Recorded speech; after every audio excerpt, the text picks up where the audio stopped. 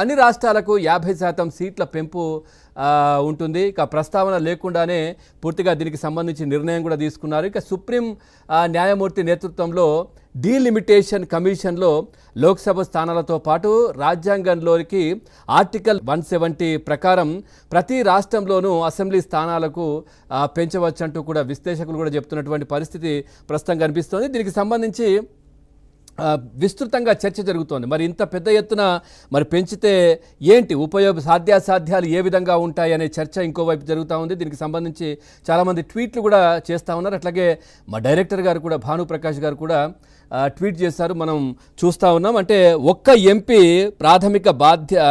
ప్రాథమిక బాధ్యత ప్రజా సంక్షేమం కోసం చట్టాలు చేయడం, జాతీయ విధానాల రూపకల్పన, దేశ ప్రయోజనాలను అత్యున్నత ప్రమాణాలతో కాపాడడం. ఇక రాష్ట్ర ప్రభుత్వాలు, ఎమ్మెల్యేలు, స్థానిక సంస్థలు జాతీయ రాష్ట్రీయ పథకాల అమలుపై స్థానిక అభివృద్ధిపై దృష్టి సారించాలి. ఈ నేపథ్యంలో ఎంపీ సీట్లను పెంచడం వల్ల పెద్దగా ప్రయోజనం లేదు. అమెరికాలో 50 పెద్ద రాష్ట్రాలు ఉన్నప్పటికీ అక్కడి ప్రతినిధుల సభలో మాత్రం కేవలం 435 మంది సభ్యులు మాత్రమే ఉన్నారు. కానీ కేవలం 28 రాష్ట్రాలు ఉన్న భారతదేశంలో ఇప్పటికే 543 మంది లోక్సభ ఎంపీలున్నారు.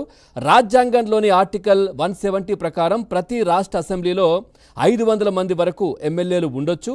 జనాభా ఆధారంగా పెద్ద రాష్ట్రాల్లో ఎక్కువ మంది ఎమ్మెల్యేలను నియమించుకోవచ్చు. ఒక చిన్న రాజ్యాంగ సవరణ ద్వారా ఇది సాధ్యమవుతుంది. ఎంపీల సంఖ్యను పెంచే ఏ ప్రయత్నమైనా అంటే హైబ్రిడ్ లేదా సంప్రదాయ పద్ధతి ఏదైనా కానీ అది కేవలం ఎన్నికల లెక్కల కోసమే తప్ప ప్రజల సంక్షేమం కోసం చేస్తున్నట్లు కనిపించడం లేదు అనే విశ్లేషణలు. ఇక కేంద్ర ప్రభుత్వం నిజంగానే వికసిత భారత్ పట్ల చిత్తశుద్ధితో ఉంటే ఎంపీలను కాకుండా ఎమ్మెల్యేల సంఖ్యను పెంచి రాష్ట్ర అసెంబ్లీలను బలోపేతం చేయడంపై దృష్టి పెట్టాలని అనేది వారు చెప్తున్నటువంటి, మా డైరెక్టర్ గారు చెప్తున్నటువంటి సారాంశం. అంటే ఇట్లా చాలామంది కూడా ట్వీట్ చేస్తున్నారు. మరి నిజంగా 850 మంది ఎంపీలను పెంచేస్తే వాళ్ళకి సంబంధించినటువంటి అంటే ఒక్కొక్కరికి పార్లమెంట్లో మాట్లాడే సమయం ఎంత వస్తుంది, అదేవిధంగా వ్యయం కూడా పెరుగుతుంది. ఇవన్నీ కూడా జరుగుతాయి కదా. ఈ దిశగా కూడా ఖచ్చితంగా ఆలోచన చేయాలనేది వారు చెప్పేది.